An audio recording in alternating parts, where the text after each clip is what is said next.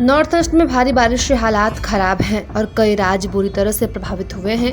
मणिपुर में मानसून ने भारी तबाही मचाई है, जहां बाढ़ से 19,000 से ज्यादा लोग प्रभावित हो गए हैं। एक अधिकारी ने बताया कि बीते 4 दिनों की मूसलाधार बारिश से आई बाढ़ में 3,365 घर क्षतिग्रस्त हो गए। प्रभावित लोगों के लिए 31 राहत शिविर खोले गए हैं, जिसमें अधिकांश इम्फाल पूर्वी जिले में स्थित है। सेनापति जिले के अलावा इम्फाल पूर्वी जिले के हिनगांग, वांगखेई और खुरई विधानसभा क्षेत्र बाढ़ से सबसे अधिक प्रभावित क्षेत्रों में शामिल है।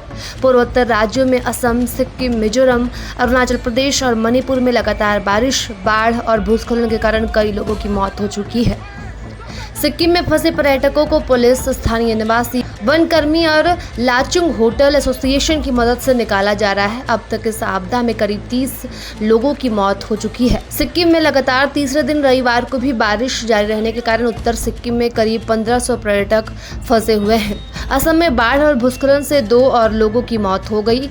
असम में बाढ़ और भूस्खलन से 2 और लोगों की मौत के साथ ही मारे गए लोगों की संख्या बढ़कर 10 हो गई है और रविवार को 20 से अधिक जिलों में 4 लाख से अधिक लोग प्रभावित हुए।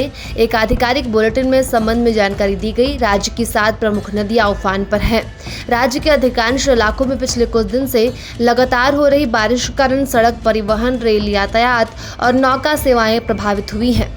वहीं केंद्रीय गृह मंत्री अमित शाह ने असम, मणिपुर के अलावा सिक्किम और अरुणाचल प्रदेश के मुख्यमंत्रियों से बात की है। उन्होंने राज्यों में हो रही भारी बारिश के बारे में जानकारी दी। शाह ने राज्यों में हो रही भारी बारिश के मद्देनजर बात की और उन्हें स्थिति से निपटने के लिए हर संभव मदद का आश्वासन भी दिया।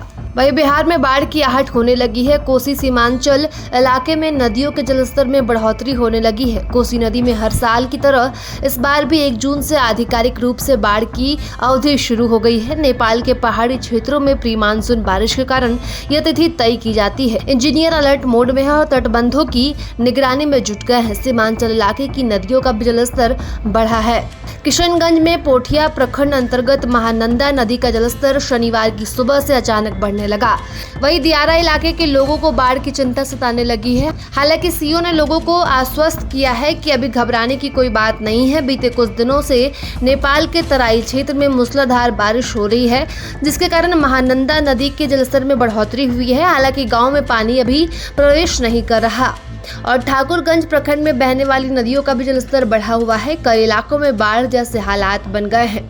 शनिवार को मेची, चेंगा और महानंदा का जलस्तर तेजी से बढ़ा। मेची नदी में उफान आया और कई जगहों पर ग्रामीणों ने जो अस्थायी चचरी पुल बनाए गए थे वो बह गए, जिससे लोगों का एक जगह से दूसरी जगह आना जाना बाधित हुआ है। वहीं ठाकुरगंज प्रखंड के दलेगांव पंचायत में मेची नदी पर बने पुल के अधूरा रहने और नदी का जलस्तर बढ़ने से कई टोलों समेत 8 दर्जन गांवों का संपर्क प्रखंड और जिला मुख्यालय से टूट गया है। हालांकि गांव में अभी पानी नहीं घुसा है, लेकिन प्रशासन सतर्क है। अररिया जिले में भी बाढ़ के हालात बने हुए हैं। नेपाल में हुई मूसलाधार बारिश से यहाँ की नदियों में उफान है और सिकटी व पलासी प्रखंड के पिपरा बिजवार पंचायत के कई गांवों में नूना नदी का पानी घुस गया है। फसल भी पानी में डूब गए हैं।